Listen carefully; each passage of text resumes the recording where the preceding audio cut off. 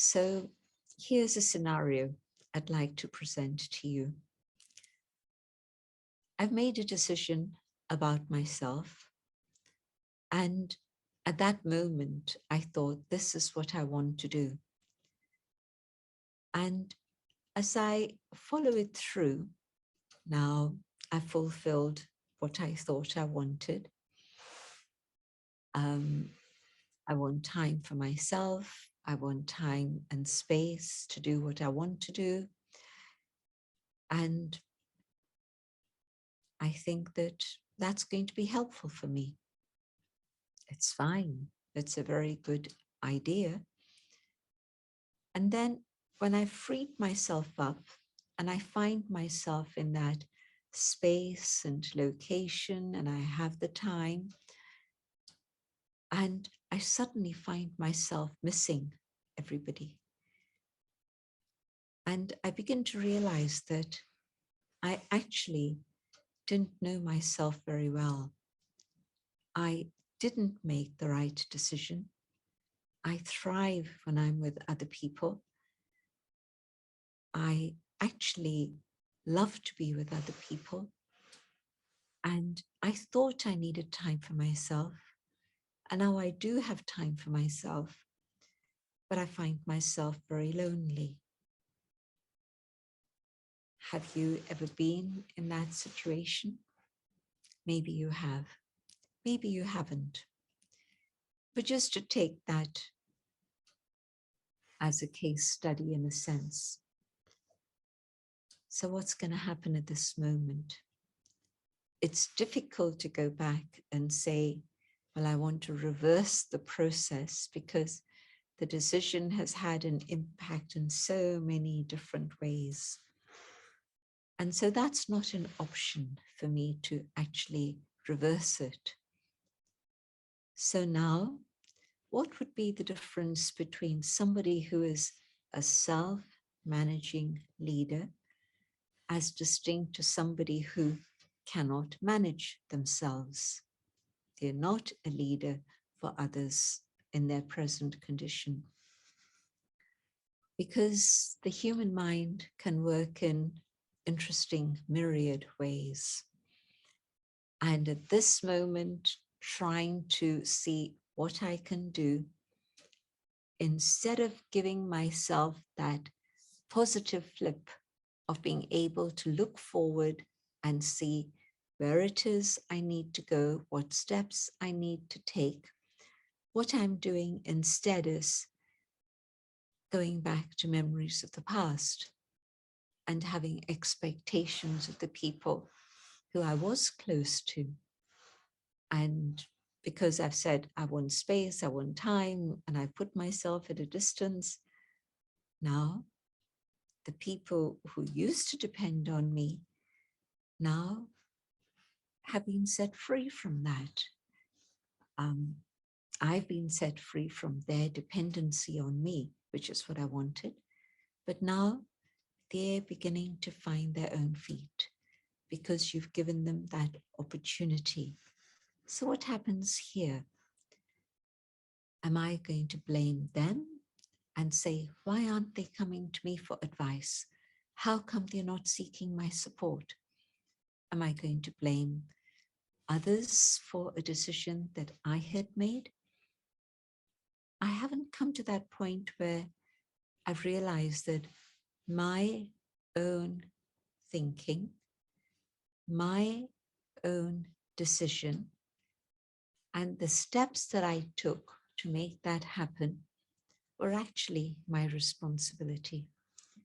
I put it on others because I'm not happy, I'm not content.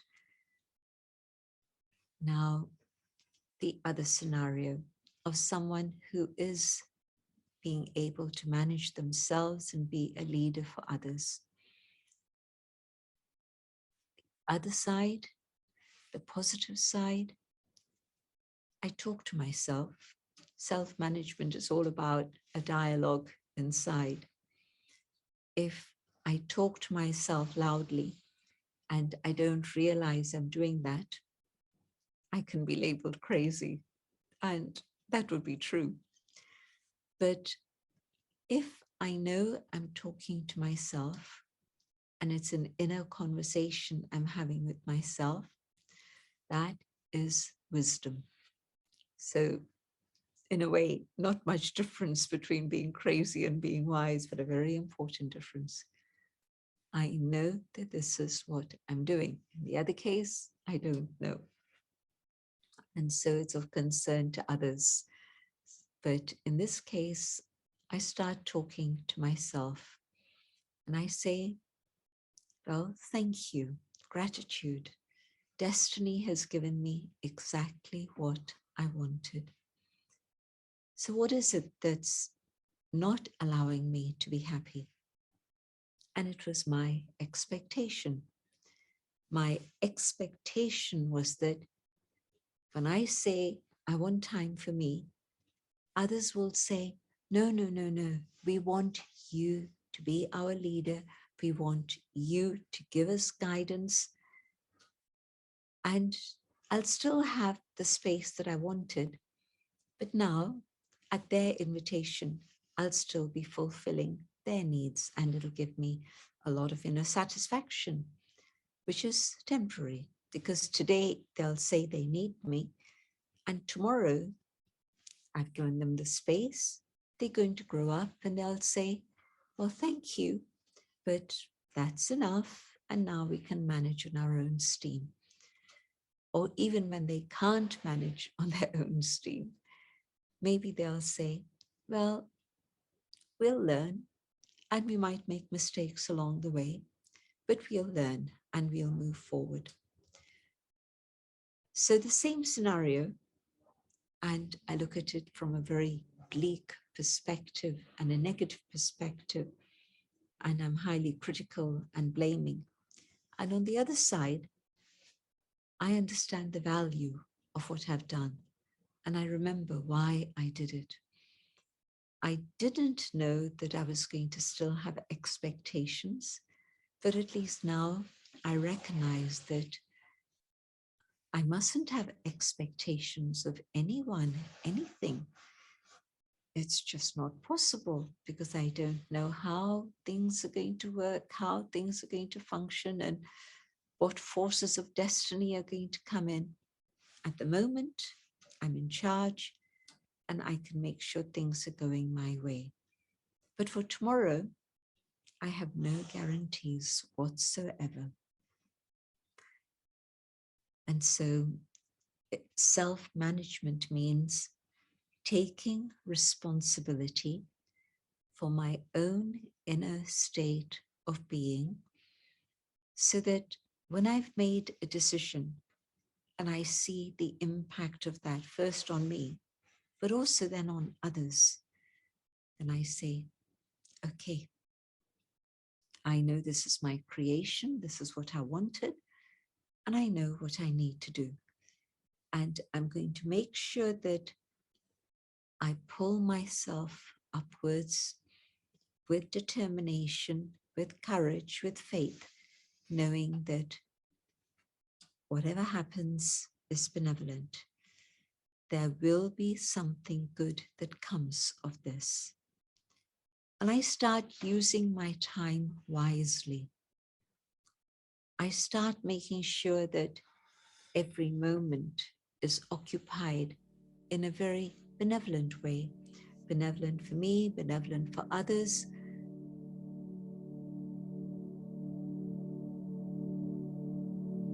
In silence, turning inwards, becoming aware of the light within, reconnecting to the spirit that I am. I go deeper and deeper within myself.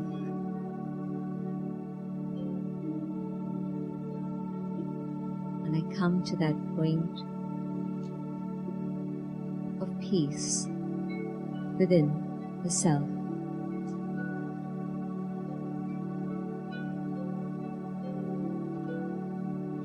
This is who I am.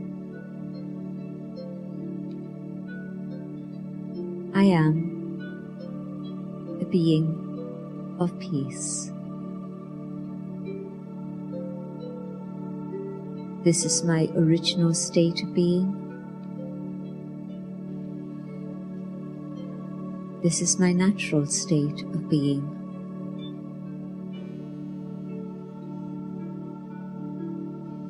And in this awareness of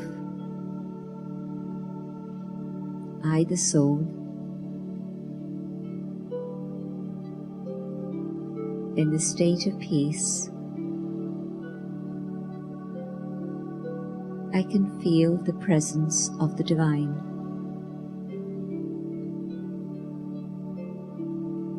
And my thoughts move to the Supreme.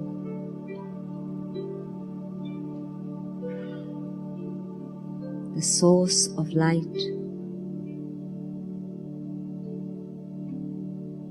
of love, of truth, compassion.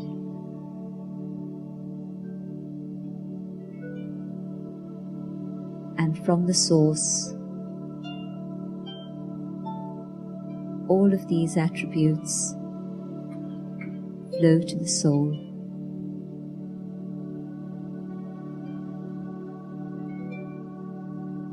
And the power of God's love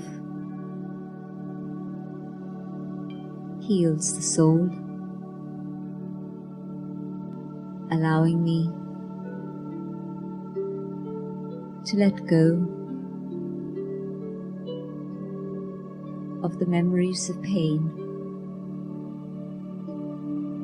and the hurts of the past,